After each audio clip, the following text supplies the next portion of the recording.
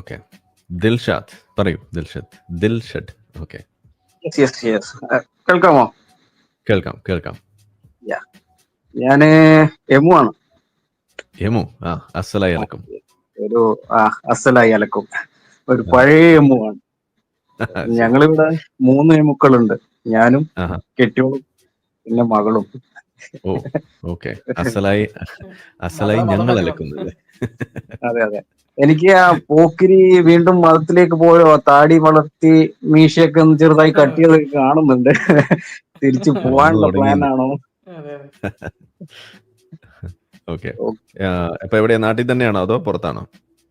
ഞാന് കൊച്ചിയിലാണ് ഇപ്പൊ വർക്ക് ചെയ്യുന്നത്. കണ്ണൂരാണ് പ്രോപ്പർ പ്ലേസ്. ഓക്കെ, ശരി. അപ്പോ പറയൂ, വിളിച്ച കാര്യം എനിക്ക് ഇപ്പൊ റീസെന്റ് നമ്മളെ ഉമ്മർ ഭായി ഒരു പോസ്റ്റ് ഇട്ടിരുന്നല്ലോ. എസൻസ് ഗ്ലോബലിനെ ആകെപ്പാടെ എന്താ പറയാ, എസൻസ് ഗ്ലോബലിനെ ഫോളോ ചെയ്യാൻ പാടില്ല, എസൻസ് ഗ്ലോബലിനെ ഫോളോ ചെയ്യുന്ന ആൾക്കാരെന്നെ ഫോളോ ചെയ്യാൻ പാടില്ല, ഇനി അവരുടെ പ്രൊഫൈൽ വെച്ച് അവരെ ഫോളോ ചെയ്യുന്നവർ എന്നെ ഫോളോ ചെയ്ത് കഴിഞ്ഞാൽ ഞാൻ അൺഫോളോ ചെയ്യും. എസൻസ് ഗ്ലോബലിന്റെ പേരിൽ ഉപയോഗിക്കുന്ന ആൽഫബറ്റ് ഉപയോഗിക്കുന്ന ആളുകളെയും നമ്മൾ നിഷ്കാസനം ചെയ്യുന്നും കൂടി പറഞ്ഞിട്ടുണ്ട്. ഞാൻ ആലോചിക്കുന്നത് ഇയാൾക്ക് ജനാധിപത്യം ഒന്നും അറിയില്ലേ എന്നുള്ളതാണ്. അല്ല, ഇത് നമ്മൾ കഴിഞ്ഞ ലൈവിൽ ഇതിനെ കുറിച്ച് നമ്മൾ സൂചിപ്പിച്ചതാണ്. ഇതൊക്കെ ഇത് ആളുകൾ ഈ വിഷയങ്ങളെ ഇമോഷണലി എടുക്കുമ്പോൾ ഉണ്ടാവുന്ന തകരാറുകളാണ് ഇതൊക്കെ. അതിന്റെ സൈഡ് എഫക്ട്സ് ആണ് ഈ കാണുന്നത്. നമ്മൾ ഒരു കാര്യം പറയുക എന്ന് പറഞ്ഞു കഴിഞ്ഞാൽ അതിന്റെ പറയേണ്ട കാര്യങ്ങൾ പറയുക എന്നുള്ളത് തന്നെയാണ്, ഫാക്ട്സ് പറയുക എന്നുള്ളതൊക്കെ തന്നെയാണ്. അപ്പോൾ അത് പറയുമ്പോൾ ആളുകൾക്ക് ചില വിഷമങ്ങളൊക്കെ ഉണ്ടാവും. ഇപ്പൊ എന്താണ്, ഹിന്ദു മതത്തിലെ ഒരു അന്ധവിശ്വാസം പറയുമ്പോൾ ഹിന്ദുക്കൾക്ക് വേദനിക്കും എന്ന് വിചാരിച്ച് നമ്മളത് പറയാതിരിക്കും? ഇല്ല. അതെ. അപ്പൊ ഇസ്ലാം മതത്തിലെ ഒരു വിഷയം, ഏതെങ്കിലും ഒരു ഹിന്ദു കാണിച്ച ഒരു പോക്കിരിത്തരം, അത് ഹിന്ദു കാണിച്ചു എന്ന് പറയുമ്പോൾ അങ്ങനെ പറഞ്ഞാൽ അത് എല്ലാ ഹിന്ദുക്കൾക്കും വേദനിക്കും എന്ന് വിചാരിച്ചിട്ട് നമ്മൾ പറയാതിരിക്കും? അതുമില്ലല്ലോ. ഇല്ല. അല്ല, എന്നാലും ഞാൻ ആലോചിക്കുന്നത് തീവ്രവാദം അതുപോലെ മറ്റുള്ള പോക്കിരിത്തരങ്ങളൊക്കെ കാണുമ്പോൾ അത് മുസ്ലിങ്ങൾ കാണിച്ച പോക്കിരിത്തരമാണ് എന്ന് നമ്മൾ പറയുമ്പോൾ അത് മുസ്ലിം വിരുദ്ധത ഉണ്ടാക്കും എന്നൊക്കെ പറഞ്ഞ് നിലവിളിക്കുന്നത്, അത് മുസ്ലിങ്ങൾ നിലവിളിക്കണം നമുക്ക് മനസ്സിലായി. ഈ എക്സ് മുസ്ലിങ്ങൾ എന്തിനാ നിലവിളിക്കണമെന്നാണ് നമുക്ക് മനസ്സിലാവാത്തത്. അതാണ് എന്റെയും പോയിന്റ്. ഒന്നാമത് അവര് എക്സ് മുസ്ലിങ്ങളാണ്, യുക്തിവാദികളാണെന്നൊക്കെ പറഞ്ഞിട്ട് അവർ ഈ രീതിയിൽ നിലവിളിക്കേണ്ട കാര്യം എന്താണെന്ന് മനസ്സിലാവുന്നില്ല. ഇപ്പൊ എസൻസ് ഗ്ലോബൽ മാത്രല്ല, ഇപ്പൊ എനിക്ക് ഒരുപാട് ഫ്രണ്ട്സ് RSS ആയിട്ടുള്ള ഫ്രണ്ട്സ് ഒക്കെ ഉണ്ട്. അവരൊക്കെ എന്റെ ഫേസ്ബുക്ക് ഫ്രണ്ട്സ് ആണ്, കൂടെ വർക്ക് ചെയ്തവരാണ്. അവരൊന്നും നമ്മൾ റിജക്ട് ചെയ്യുന്നില്ലല്ലോ, ക്യാൻസൽ ചെയ്യുന്നില്ലല്ലോ. അവരും ഇന്ത്യക്കാർ തന്നെയാണല്ലോ, അവരും ജനാധിപത്യരായി ജീവിക്കുന്നവരാണ്.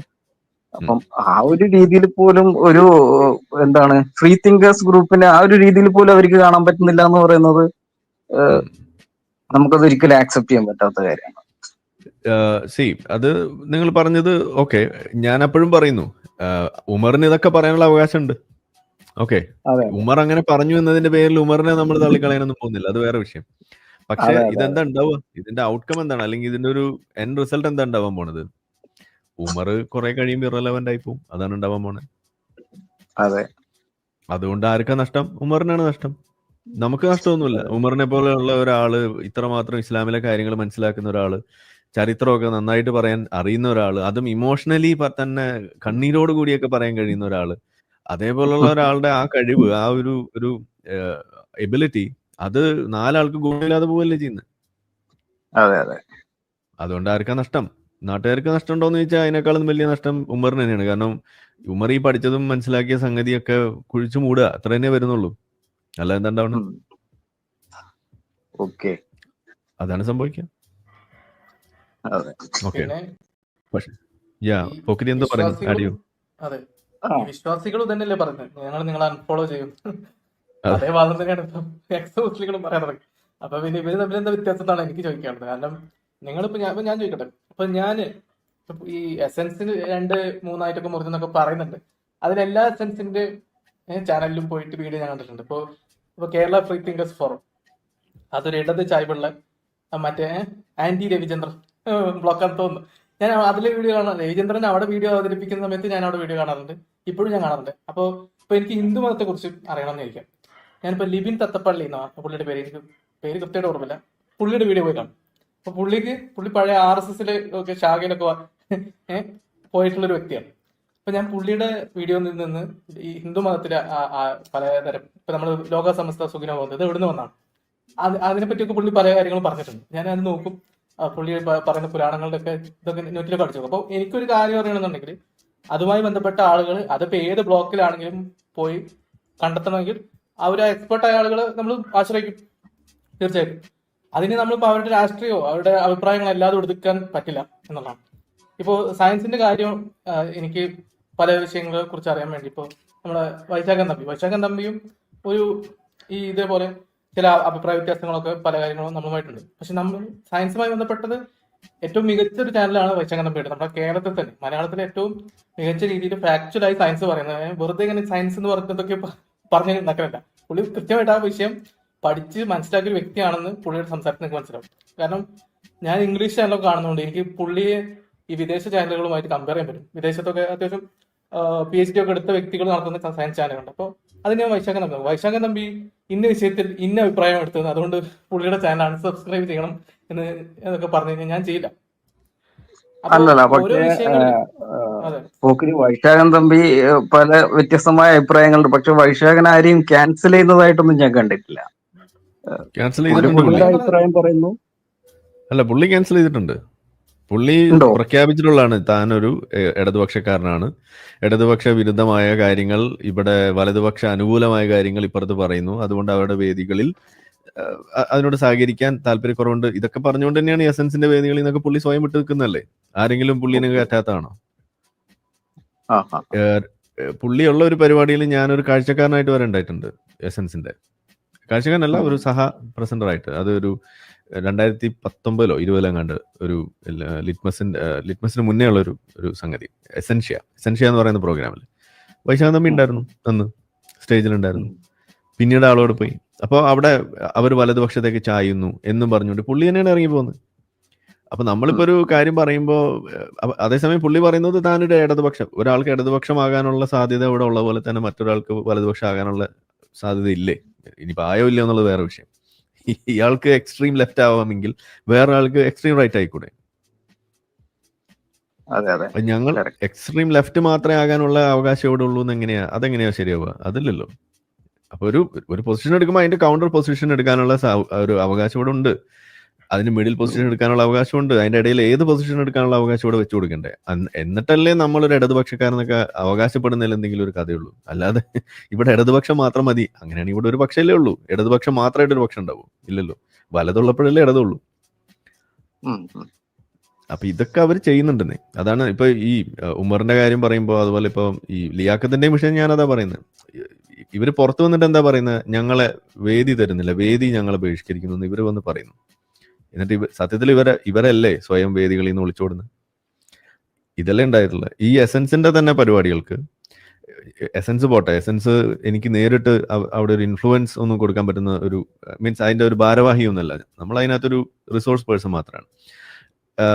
അതുകൊണ്ട് അവരുടെ ഇന്റേണൽ തീരുമാനങ്ങളൊന്നും നമുക്കറിയില്ല. പക്ഷെ എന്നാലും ചില സമയങ്ങളിൽ ഇപ്പൊ ഒരു പരിപാടി, ഇപ്പൊ വയനാട് ഒരു പ്രോഗ്രാം വന്നു കഴിഞ്ഞ വർഷം, അതിന് മുന്നത്തെ വർഷം. അപ്പൊ എന്നോട് ചോദിച്ചു, ഒരു ആരെങ്കിലും കിട്ടുമോ, എങ്ങനെയാണ് ഒരു സജഷൻ? അപ്പൊ ഞാൻ പറഞ്ഞു ലിയാഖത്തിനെ വിളിക്കാൻ പറഞ്ഞു. അപ്പൊ എന്നോട് എടുത്ത വഴിക്ക് അവർ ചോദിക്കണത് ലിയാഖത്തിനെ വിളിച്ചാൽ വരുമെന്നാണ്. അല്ലാതെ ലിയാഖത്തിനെ ഞങ്ങൾ വിളിക്കില്ല എന്നല്ല ഇവർ പറയണത്. എന്നിട്ട് ഇവർ വിളിച്ചു. യാസീനാണ് വിളിച്ചത്, എസൻസിന്റെ അന്നത്തെ അവിടുത്തെ, ഇപ്പോഴും ആള് തന്നെയാണ്. യാസീൻ അറിയായിരിക്കും. അപ്പൊ യാസീൻ അവിടെ നിന്ന് വിളിക്കുമ്പോൾ ഇവര് ഫോൺ പോലും എടുക്കൂല. ആദ്യം എടുത്തിട്ട് എന്തോ പിന്നെ നോക്കട്ടെ എന്ന് പറയുന്നു, പിന്നെ ഫോൺ എടുക്കൂല. ഇതാണ് അവസ്ഥ. അപ്പൊ ഇതാരാ ഇതിന് ബഹിഷ്കരണം ഉണ്ടാക്കുന്ന ആരാ? സ്വയമല്ലേ. ഈ മുസ്ലിങ്ങൾ ചെയ്യുന്ന പണി തന്നെയാണ് എക്സ് മുസ്ലിങ്ങൾ ചെയ്തുകൊണ്ടിരിക്കുന്നത്. എന്താണ്? സ്വയം അപരവൽക്കരിക്കുക. ഞങ്ങൾ എന്തോ മുന്തിയ സാധനമാണ്, ഞങ്ങൾക്ക് മാനവികത കുറച്ച് കൂടുതലാണ്, അതിന്റെ അസ്കിത ഉണ്ട് എന്നൊക്കെ പറഞ്ഞ് ബാക്കിയുള്ള ആളുകൾക്ക് അതില്ല, അതുകൊണ്ട് ഞങ്ങൾ അവിടെ പോയില്ല എന്ന് പറഞ്ഞിട്ട് സ്വയം ഇങ്ങനെ ഒരു മോറൽ ഹൈ വെച്ചിട്ട് ബാക്കിയുള്ള ആളുകൾ മുഴുവൻ മോശക്കാരാണെന്നുള്ള രീതിയിൽ പറഞ്ഞു വെച്ച് അവരെ ചാപ്പയടിച്ച് നടക്കുക. എന്നിട്ട് ഇങ്ങനെ പറയും, ഞങ്ങളെ ബഹിഷ്കരിക്കുന്നു. അതെങ്ങനെ ശരിയാവും? ഞങ്ങളെ അപരവൽക്കരിക്കുന്നത് എന്ന് മുസ്ലിങ്ങൾ അവിടെ എങ്ങനെയാണോ നിലവിളിക്കുന്നത്, അത് തന്നെയാണ് എക്സ് മുസ്ലിങ്ങളിൽ പെട്ടുള്ള ആളുകൾ ഇവിടെ ചെയ്തുകൊണ്ടിരിക്കുന്നത്. ചില യുക്തിവാദികൾ അത് തന്നെയാണ് ചെയ്തുകൊണ്ടിരിക്കുന്നത്. ഇതൊരു ആധുനിക അയിത്തമാണ് ഈ സംഗതി. അയിത്തത്തിനെതിരെ നിങ്ങൾ നിൽക്കുകയും മറ്റേ ജാതി വിവേചനം എന്ന് പറയുന്ന സാധനത്തിനൊക്കെ നിങ്ങൾ ഒരു വലിയ പ്രശ്നമായിട്ട് കാണുക. എന്നിട്ട് നിങ്ങൾ ഒരു പുതിയ മോഡൽ ഒരു വിവേചനവും പുതിയ മോഡൽ ഒരു അയിത്തവും സൃഷ്ടിക്കുകയാണ് ചെയ്തിരിക്കുന്നത്. അപ്പൊ നിങ്ങൾ അടിസ്ഥാനപരമായിട്ട് അയിത്തത്തിനെതിരല്ല, നിങ്ങൾ ആ അയിത്തത്തിനെതിരെ എന്ന് മാത്രമേ ഉള്ളൂ. ഈ അയിത്തത്തിന് നിങ്ങൾ ഓക്കെയാണ് എന്നല്ലേ നിങ്ങൾ പറഞ്ഞു വെക്കണം. ഇതെങ്ങനെ ശരിയാവുക? ഇപ്പൊ നിങ്ങൾ ഈ ചാനലിന്റെ പേര് ഇത് പറഞ്ഞല്ലോ, ഈ വോക്ക് ആവുമ്പോൾ അല്ലെങ്കിൽ ഇതുപോലുള്ള സംഗതികൾ ഉണ്ടാകുമ്പോൾ ഒരു പ്രശ്നം. ഞാനിപ്പോ കേരള ഫ്രീ തിങ്കേഴ്സ് ഫോറത്തിന്റെ ചാനലൊന്നും എടുത്ത് നോക്കായിരുന്നു. ഉമറിനെ പോലുള്ള ആളുകൾ ആ നിലപാടുകൾ എടുക്കുമ്പോൾ എങ്ങനെയാണ് അവർ ഇറലവന്റ് ആവുക എന്ന് പറയുന്നതിന്റെ ഒരു കാര്യം കൂടിയാണ് ഈ പറയുന്നത്. അവരുടെ ചാനലുകൾ നിങ്ങൾ എടുത്തു നോക്കിക്കഴിഞ്ഞാൽ അവരെപ്പോഴും വീഡിയോ ഒക്കെ ഇടുന്നുണ്ട്. ആളുകൾ അത് കാണുന്നത് എത്രത്തോളം കുറഞ്ഞു എന്നുള്ളത് നിങ്ങൾ ഒന്ന് ആലോചിച്ച് നോക്കുക. ആളുകൾക്ക് വേണ്ടത് എന്താണ്? ഇമോഷണൽ അപ്പീൽ ഉണ്ടാക്കുന്ന സംഗതികളല്ല. അത് കുറച്ച് കഴിയുമ്പോൾ മടുക്കും. അതാണ് ഇതിന്റെ ഒരു കുഴപ്പം. നിങ്ങളിങ്ങനെ ഈ ഒരു ലെവൽ കഴിഞ്ഞ ആളുകൾക്ക് വേണ്ടത് ഫാക്റ്റുകൾ തന്നെയാണ് അവർക്ക് വേണ്ടത്. പക്ഷെ ആദ്യമൊക്കെ അവർ അട്രാക്ട് ചെയ്യാൻ കുറച്ച് ഈ ഇമോഷനൊക്കെ ഉപയോഗിക്കാം. പക്ഷെ കുറെ അങ്ങ് കഴിയുമ്പോൾ അത് ബാക്ക് ഫെയർ ചെയ്യും. അതാണ് അതിന്റെ ഒരു പ്രശ്നം.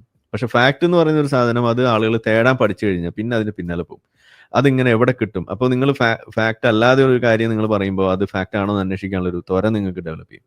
ഈ ആളുകൾ, പല ആളുകൾ നമുക്കൊക്കെ ഇൻബോക്സിൽ പലതും അയച്ചു. ഇപ്പൊ നമ്മൾ ഈ ഇസ്രായേലിനെ കൊടിയും വെച്ചിട്ട് പല കാര്യങ്ങളും ഇവിടെ പറയുമ്പോൾ നമ്മൾ എന്തോ അന്ധമായിട്ട് ഇസ്രായേലിനെ സപ്പോർട്ട് ചെയ്യുന്നു എന്ന രീതിയിലാണ് ഇവർ ഇതിനെ കാണുക.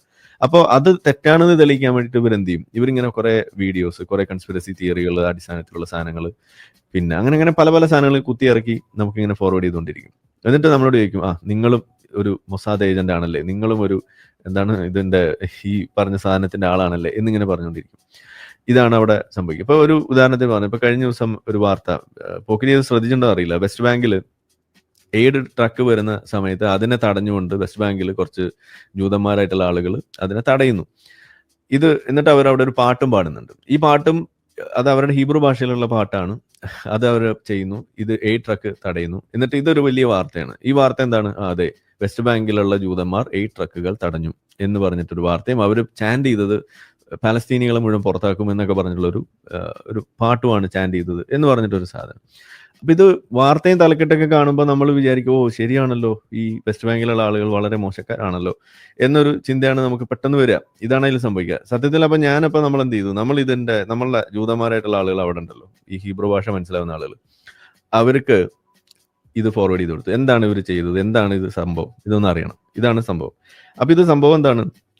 പ്രൊട്ടസ്റ്റ് ചെയ്തത് ഇസ്രായേലി ആയിട്ടുള്ള ജൂതന്മാരായിട്ടുള്ള ആളുകൾ, വെസ്റ്റ് ബാങ്കിലുള്ള ആളുകൾ. അതിൽ തെറ്റൊന്നുമില്ല, സംശയമില്ല. അവരാ ചെയ്തത്. എന്തിനാണ് അവർ പ്രൊട്ടസ്റ്റ് ചെയ്തത്? പ്രൊട്ടസ്റ്റ് ചെയ്തത് എയ്ഡ് ട്രക്ക് വരുന്നതിനല്ല. പ്രൊട്ടസ്റ്റ് ചെയ്തത് ഈ എയ്ഡ് ട്രക്ക് മുഴുവൻ ഹമാസ് തട്ടിയെടുക്കുന്നു, ആ സംഗതിയെ ശ്രദ്ധയിലേക്ക് കൊണ്ടുവരുന്നതിന് വേണ്ടിയിട്ട്, അത് ഒരു അവയർനെസ് ക്രിയേറ്റ് ചെയ്യാൻ വേണ്ടിയിട്ട് അവർ ചെയ്തൊരു പ്രൊട്ടസ്റ്റാണ്. ഇതാണ് അവരവിടെ നടത്തിയത്. ഒന്നത്. ഇനി ഇവർ ചാൻഡ് ചെയ്തത് എന്താണ്? May പാലസ്റ്റൈൻസ് name B wiped out എന്നൊക്കെ പറഞ്ഞിട്ടുള്ള ഒരു വാചകമാണ് അവർ അവിടെ പാടിയെന്നാണ് പറയുന്നത്. ഇത് കേൾക്കുമ്പോൾ ശരിയാണ്, പാലസ്തീൻ എന്നൊക്കെ നമുക്ക് കേൾക്കാം. സത്യത്തിൽ ഇതേതാ പാട്ട്? ഈ പാട്ട് എന്ന് പറയുന്നത് ഇവരുടെ ചരിത്രത്തിലുള്ള പാട്ടാണ്. അതേതാണ്? അത് നമ്മളെ ഫിലിസ്തീൻസ് എന്ന് പറയുന്ന പഴയ ഒരു ജൂതന്മാരുടെ ശത്രുക്കളായിട്ട് നിൽക്കുകയും അവരെ എപ്പോഴും അറ്റാക്ക് ചെയ്യുകയും ചെയ്തുകൊണ്ടിരുന്ന ഫിലിസ്തീനികൾ എന്ന് വിളിക്കുന്ന പഴയ ഒരു ഗ്രൂപ്പ് ആളുകൾ, അവരെ ഫൈറ്റ് ചെയ്യാൻ വേണ്ടിയിട്ട് ഇറങ്ങിത്തിരിക്കുന്ന സമയത്ത് അന്ന് ഒരു യുദ്ധപ്പാട്ട് പോലെ ഇങ്ങനെ ഇപ്പോൾ നമ്മൾ ഏലസ എന്നൊക്കെ പറയുന്ന മാതിരി അവർ പാടിക്കൊണ്ടിരുന്ന ഒരു നാടോടി പാട്ട് പോലുള്ള ഒരു സാധനമാണ്. ഈ സാധനമാണ് അവരുടെ പ്രാർത്ഥന പോലെ അവർ നിൽക്കുന്ന സാധനമാണ് അവരവിടെ പാടിയിരിക്കുന്നത്. ഇതാണ് സംഗതി. അത് ഈ പലസ്തീനികളെ ഉദ്ദേശിച്ചിട്ടല്ല. ഇത് ഇങ്ങനെയുള്ള സംഗതികൾ ഉണ്ടാകുമ്പോൾ ഈ റോങ് ആയിട്ടുള്ള സംഗതികളെ ഇപ്പൊ നമ്മൾ പറയല്ലോ തമസോമ ജ്യോതിർഗമയ എന്നൊക്കെ പറയുന്ന മാതിരി, അതായത് സത്യം പുലരട്ടെ അല്ലെങ്കിൽ നന്മ അസ്തമിക്കട്ടെ എന്നൊക്കെ പറയുന്ന പോലെ ശത്രുക്കൾ ഒടുങ്ങട്ടെ എന്ന് പറയുന്ന ഒരു ആംഗിളിൽ ആ സംഗതി അവർ എപ്പോഴും ചൊല്ലും. ഇതാണ് അവരവിടെ ചൊല്ലിയിരിക്കുന്നത്. അല്ലാതെ നിലവിലുള്ള പാലസ്തീനികൾ മുഴുവൻ പുറത്തു പോട്ടെ എന്നല്ല ഈ പാട്ടിന്റെ അർത്ഥം.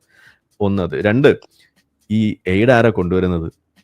എയ്ഡ് കൊണ്ടുവരുന്നത് ഇസ്രായേൽ തന്നെയാണ്. അതാണ് ഇതിൽ ഏറ്റവും വലിയ തമാശ എന്ന് പറയുന്നത്. അപ്പോൾ ഇത് ഇസ്രായേലികൾ കൊണ്ടുവരുന്ന, ഈ ഗവൺമെന്റ് കൊണ്ടുവരുന്ന സംഗതികൾക്ക് എതിരെ നിൽക്കുന്ന, പ്രൊട്ടസ്റ്റ് ചെയ്യുന്ന ഒരു ചെറിയൊരു ഫ്രിഞ്ച് ഗ്രൂപ്പ്, അതാണ് ഈ പറഞ്ഞ ആളുകൾ. അവര് അതിന് ഈ ഒരു ഹമാസിന്റെ ഇടയിലേക്ക് കൊണ്ടുപോകുന്നതിനെ എതിരെ ഉള്ളൊരു അവയർനെസ് ക്രിയേറ്റ് ചെയ്യാൻ വേണ്ടിയിട്ട് നടത്തിയ ഒരു പ്രക്ഷോഭം.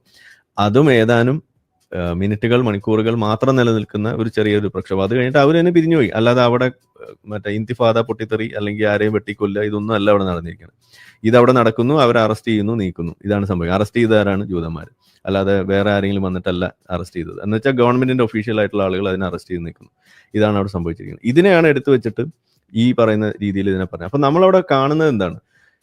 ഒരു വിഷയം ഉണ്ടാകുമ്പോൾ അതിന് എന്താണെന്ന് അറിയാനോ, ഇത് എന്താ അതിന്റെ കാരണം എന്ന് അറിയാനോ ഒന്നും ശ്രമിക്കാതെ അതേ പാട്ടുപാടി തടഞ്ഞു, ബസ് കഴിഞ്ഞു, തുടങ്ങി ഇസ്രായേലാണ് കാരണം, ഇസ്രായേലാണ് ട്രക്ക് കൊണ്ടുവന്നതെന്നോ, അവരെ അറസ്റ്റ് ചെയ്ത് നീക്കിയത് ഇസ്രായേലിന്റെ ഗവൺമെന്റ് ഒഫീഷ്യൽസ് ആണെന്നോ, ഇത് IDF ആണ് അത് ചെയ്തതെന്നോ, ഈ പ്രക്ഷോഭം നടത്തിയ ആളുകൾ അവിടുന്ന് റിമൂവ് ചെയ്തത് ഇസ്രായേലാണ്, ഇതൊന്നും അവരറിയില്ല.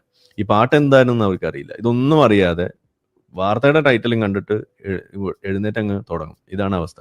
ഇതാണ് ഇതിൽ സംഭവിക്കുന്നത്. അപ്പൊ നമ്മൾ ഇത് അന്വേഷിക്കേണ്ടത്. ഇത് ആർക്കും അന്വേഷിച്ചുകൂടെ എന്നാണ് നമ്മൾ ചോദിക്കുന്നത്. ഇത് എവിടെ പോയാലും അന്വേഷിച്ചാൽ ആർക്കും വേണേലും നിങ്ങൾക്ക് കണ്ടെത്താൻ പറ്റുന്ന കാര്യങ്ങളല്ലേ ഉള്ളൂ. നമുക്ക് ഏതായാലും നമ്മുടെ വഴികൾ. ഇപ്പൊ നിങ്ങൾ വിചാരിക്കും നമ്മളിത് വലിയ ആളായതുകൊണ്ട് നിങ്ങൾക്ക് അങ്ങനെ വലിയ ജൂത കണക്ഷൻസ് ഒക്കെ ഉള്ളതുകൊണ്ട് നിങ്ങൾ ചെയ്യണതാണ്, അതുകൊണ്ടാണ് നിങ്ങൾക്കിത് ഇങ്ങനെയൊക്കെ കിട്ടുന്നത്, ഞങ്ങൾക്ക് ഇതിനുള്ള വഴിയില്ല എന്നൊക്കെയാണ് നിങ്ങൾ പറയുക. അത് നിങ്ങളൊരു തെറ്റിദ്ധാരണയാണ്. ഇന്നത്തെ സോഷ്യൽ മീഡിയയിൽ ആർക്ക് വേണമെങ്കിലും കണക്ഷൻസ് ഉണ്ടാകാം. നമ്മളൊക്കെ ഈ ഒരു യൂട്യൂബും പരിപാടിയും ഒന്നും തുടങ്ങുന്നതിനൊക്കെ മുന്നേ 2010-11 കാലഘട്ടത്തിലാണ് ഈ വിഷയങ്ങൾ അന്ന് ഉണ്ടാവുന്ന സമയത്ത് ഇതെന്താണെന്ന് അറിയാൻ വേണ്ടിയിട്ട് അന്ന് പലസ്തീനി ആയിട്ടുള്ള ആളെ നേരിട്ട് പരിചയപ്പെട്ട് ഫേസ്ബുക്കിലൂടെ കമ്മ്യൂണിക്കേറ്റ് ചെയ്യുന്നത്. അങ്ങനെയുള്ള ആളെ അന്ന് മുതൽ കണക്ട് ചെയ്ത് ഇപ്പോഴും അവരുമായിട്ടുള്ള കണക്ഷൻ ഉണ്ട്. ഞാൻ ഇസ്രായേലിൽ പോയപ്പോൾ അവരെ നേരിട്ട് കാണുകയും ചെയ്തു. എന്ന് വെച്ചാൽ 2010 മുതൽ 25 വരെയും ഇപ്പോഴും അവരുമായിട്ട് കണക്ഷൻ. അവരുടെ മക്കളൊക്കെ അന്ന് ചെറിയ കുട്ടികളാണ്, ഇന്ന് അവരൊക്കെ വലിയ ആളുകളായി, അവർ കല്യാണമൊക്കെ കഴിഞ്ഞ് വേറെ ജോലിയൊക്കെ ആയിട്ട് ജീവിക്കുന്നു, ഹൈഫൈ യൂണിവേഴ്സിറ്റിയിൽ പഠിക്കുന്നു, ആ ലെവലിലേക്ക്. അപ്പോൾ ഇത് നമ്മൾ അന്ന് ചെയ്തത് ഒരു സാധാരണക്കാരനായി നിന്നുകൊണ്ട് തന്നെ ചെയ്യാൻ പറ്റുന്ന കാര്യമാണ്. സോഷ്യൽ മീഡിയയുടെ ഒരു വഴിയാണിത്. ഇത് ഇസ്രായേലിൽ മാത്രമല്ല, എല്ലായിടത്തും നിങ്ങൾക്ക് ചെയ്യാം. ഈ ഇന്ത്യ പാകിസ്ഥാൻ വിഷയങ്ങൾ ഉണ്ടാകുന്ന സമയത്ത് എൻ്റെ വലിയൊരു പ്രശ്നമായിരുന്നു, എന്താണ് പാകിസ്ഥാനികൾ ഈ വിഷയത്തെ എങ്ങനെയാണ് കാണുന്നത് നമുക്കറിയണ്ടേ. അന്ന് ഇതേപോലെ ഈ പാകിസ്ഥാനികളായിട്ടുള്ള ആളുകളായിട്ട് ഫേസ്ബുക്കിൽ കൂടെ കണക്ട് ചെയ്ത് അതിൽപ്പെട്ടുള്ള ആളുകളോട് നമ്മൾ സംസാരിക്കാറുണ്ടായിരുന്നു. അവിടെയുള്ള ഹോമിയോ മേഖലയിൽ, അന്ന് നമ്മൾ ഹോമിയോ ഡോക്ടറാണല്ലോ, അപ്പോൾ ഹോമിയോക്കാരായിട്ടുള്ള ആളുകളെ പ്രത്യേകിച്ച് നമുക്ക് കിട്ടും.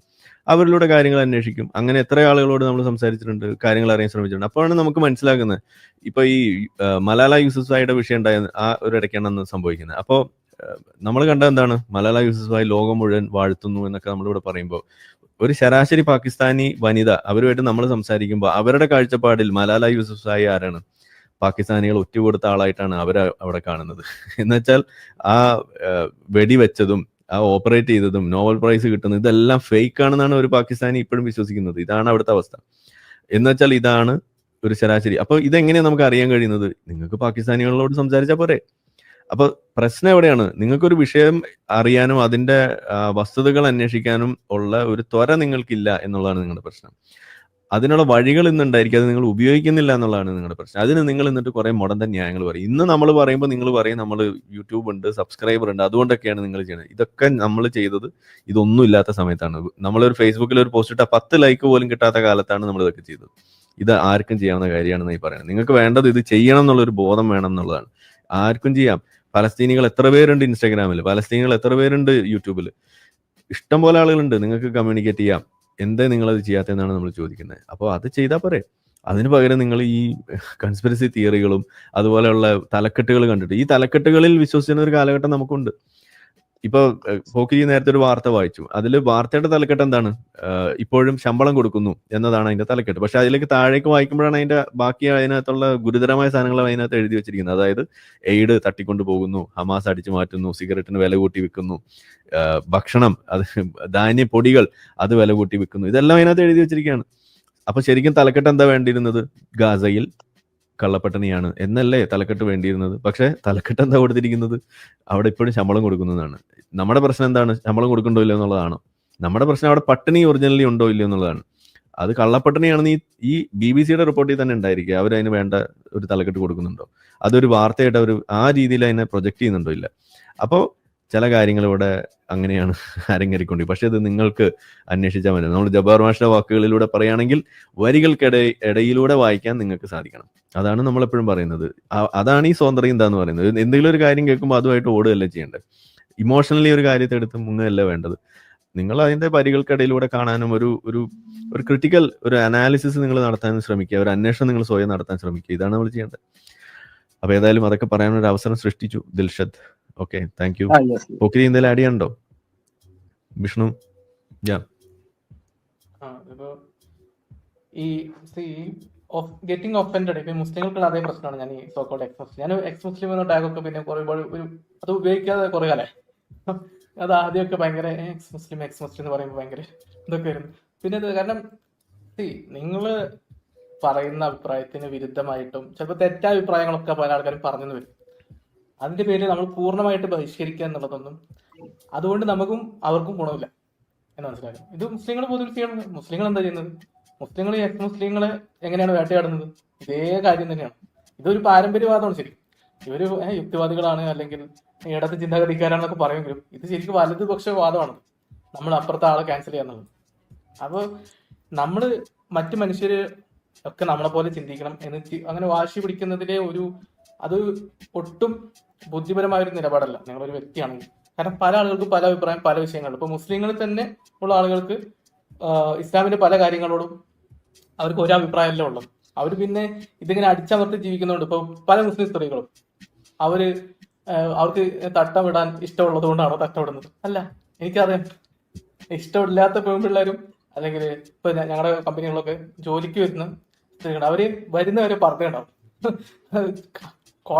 ക്യാമ്പസിനകത്ത് കയറി കഴിഞ്ഞാൽ പർദ്ദ കോരിയിട്ട് പിന്നെ ചുരിദാറും അവരുടെ സൽവാറോ അല്ലെങ്കിൽ വേറെ ഏതെങ്കിലും വസ്ത്രമായി.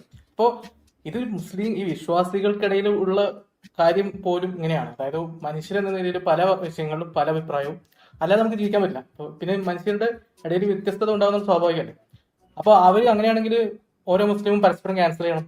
അവർക്കറിയാം ഈ വ്യത്യാസങ്ങൾ ഉണ്ടെന്ന്. അപ്പോ അതിന്റെ പോലും അത്ര പോലും എനിക്ക് തോന്നുന്നില്ല എക്സ് മുസ്ലിങ്ങൾക്ക് ഈ വിവരം വെച്ചിട്ടുണ്ടെന്ന്.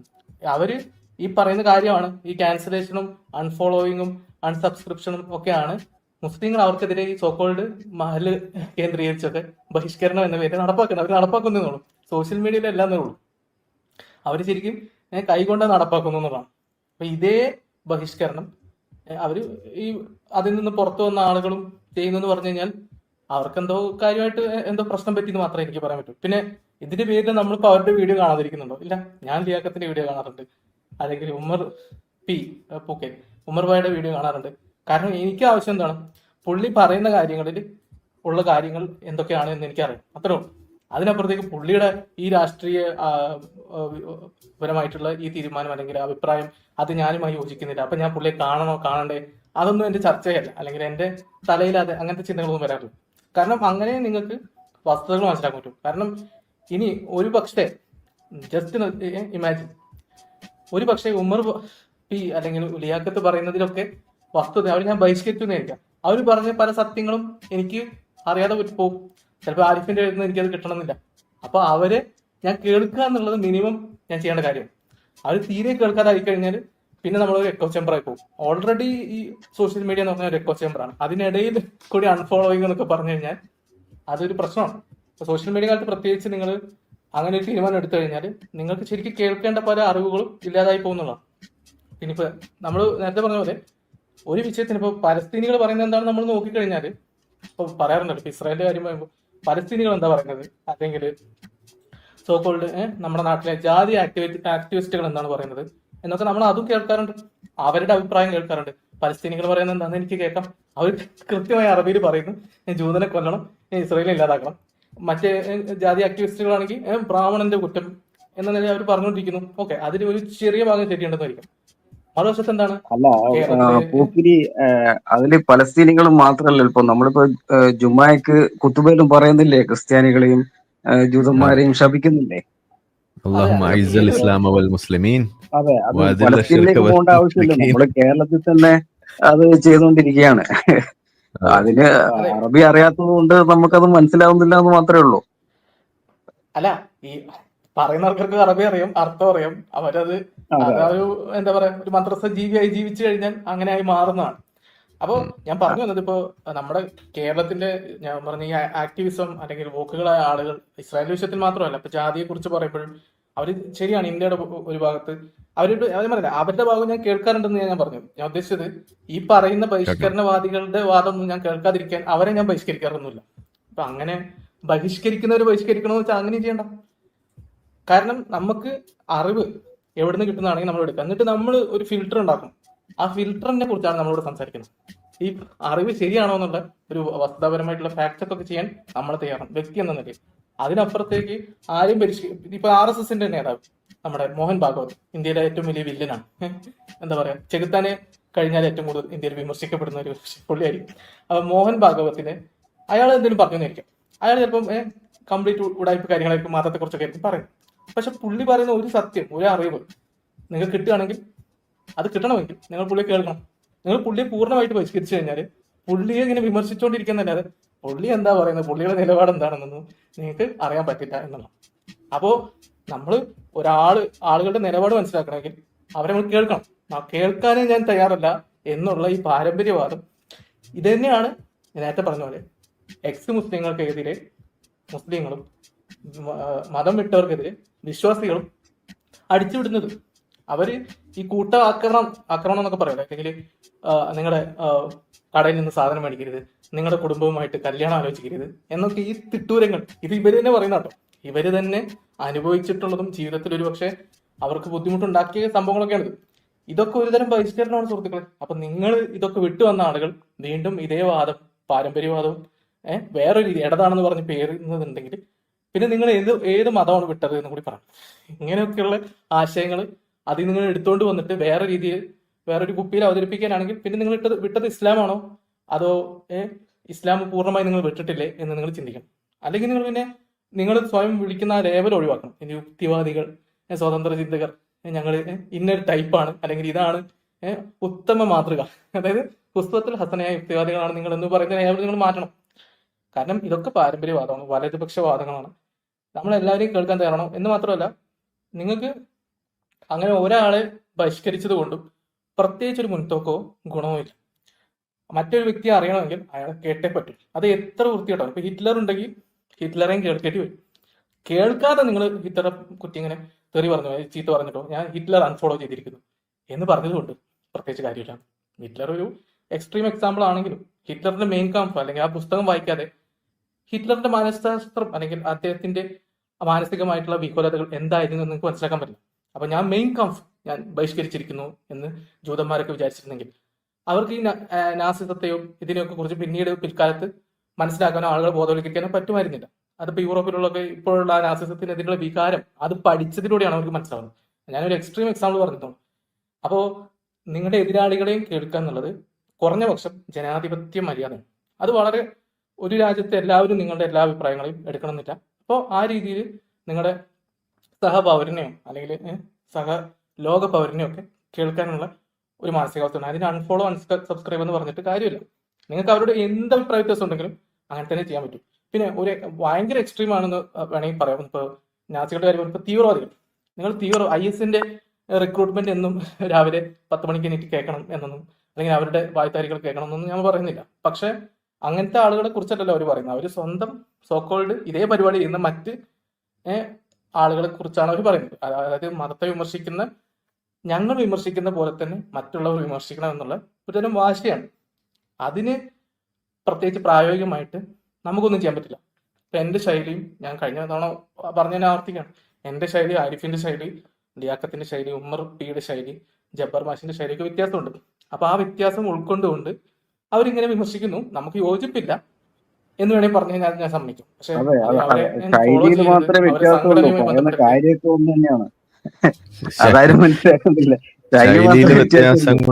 ശൈലിയുടെ വ്യത്യാസം കൊണ്ട് വിശ്വാസികൾക്ക് അതിനകത്ത് വ്യത്യാസമൊന്നുമില്ല എന്നാണ് നമ്മൾ പറയുന്നത്. ഓക്കെ, ഇപ്പൊ ജബ്ബാർ, അതാണ് നമ്മൾ തുടക്കത്തിൽ പറഞ്ഞത്. ജബ്ബാർ മാഷ് ഇപ്പൊ കഴിഞ്ഞ ദിവസം ഇട്ട വീഡിയോ എന്താണ്, മാഷിന്റെ കുടുംബത്തെ തെറി വിളിച്ചതിനെ അതിന്റെ വിഷയവുമായി കണക്ട് ചെയ്തിട്ടാണ് വീഡിയോ ചെയ്യുന്നത്. അപ്പോ മാഷ് ഇത്ര മാന്യമായിട്ട് സംസാരിച്ചിട്ടും എന്തിനാ മാഷ് തെറി കേൾക്കേണ്ടി വരുന്നത്? അതിന്റെ ആവശ്യമുണ്ടോ? അങ്ങനെ നോക്കുകയാണെങ്കിൽ ഏറ്റവും കുറവ് തെറി ഞാനല്ലേ കേൾക്കുന്നത്. മൂവീസ് വൈറ്റിലേക്കും തെറി കിട്ടുന്നുണ്ടല്ലോ, നന്നായിട്ട് തെറി കിട്ടുന്നുണ്ട്. അതെ. അപ്പോ ശൈലി ഒക്കെ പ്രശ്നമാകേണ്ടത് ആർക്കാ? അത് വിശ്വാസികൾക്കാണ്. വിശ്വാസികളെ സംബന്ധിച്ചിടത്തോളം അതൊന്നും നല്ല വിഷയം. നമ്മൾ തമ്മിൽ അങ്ങോട്ടും ഇങ്ങോട്ടും ശൈലിയെ കുറിച്ച് കുറ്റം പറഞ്ഞുകൊണ്ടിരിക്കാന്നൊക്കെ പറഞ്ഞാൽ ഇതൊക്കെ എന്ത് ഏർപ്പെടാന്നാണ് നമുക്ക് മനസ്സിലാവാത്തത്. എന്താ അതിന്റെ ആവശ്യമുള്ളത്? അതാണ് എങ്ങനെ പറഞ്ഞാലും ഒരേ കാര്യമല്ലേ പറയുന്നുള്ളൂ. അതിന്റെ സത്ത സെയിം അല്ലേ, എസൻസ് ഏത് ശൈലിയിൽ പറഞ്ഞാലും പറയുന്ന വിഷയം ഒന്നും തന്നെയല്ല. എന്തായാലും വിളിച്ചാലും സന്തോഷം. അതെ, ഓക്കെ. Yes, okay. നമ്മളെ വീഡിയോ കണ്ടുകൊണ്ടിരിക്കുന്ന ആളുകൾ ചാനൽ സബ്സ്ക്രൈബ് ചെയ്തിട്ടില്ല എന്നുണ്ടെങ്കിൽ അത് ചെയ്ത് നമ്മളെ സപ്പോർട്ട് ചെയ്യുക. മറ്റു രീതിയിൽ സപ്പോർട്ട് ചെയ്യാൻ ആഗ്രഹിക്കുന്ന ആളുകൾക്ക് അതിൻ്റെ ഡീറ്റെയിൽസ് ഡിസ്ക്രിപ്ഷനിലുണ്ട്. നിങ്ങളുടെ ഓരോ ലൈക്കും ഷെയറും അതുപോലെ കമൻ്റ് ഇടുന്നതും ഇതിൽ ഈ വീഡിയോ അതിൻ്റെ താഴെ വരുന്ന കമൻറ്റുകൾക്ക് നിങ്ങൾ പ്രതികരിക്കുന്നതെല്ലാം തന്നെ വീഡിയോയുടെ റീച്ച് കൂടുന്നതിന് വലിയ തോതിൽ ഉപകാരപ്പെടുന്ന സംഗതിയാണ്. അപ്പോൾ അതുകൊണ്ട് അതിൽ നിങ്ങൾ ഏർപ്പെടണം എന്നും കൂടി ഞാൻ അഭ്യർത്ഥിക്കുകയാണ്. മറ്റുള്ള രീതിയിലുള്ള സപ്പോർട്ട് തുടർന്നും നിങ്ങളുടെ ഭാഗത്തുനിന്നുണ്ടാവും എന്ന് പ്രതീക്ഷിക്കുന്നു.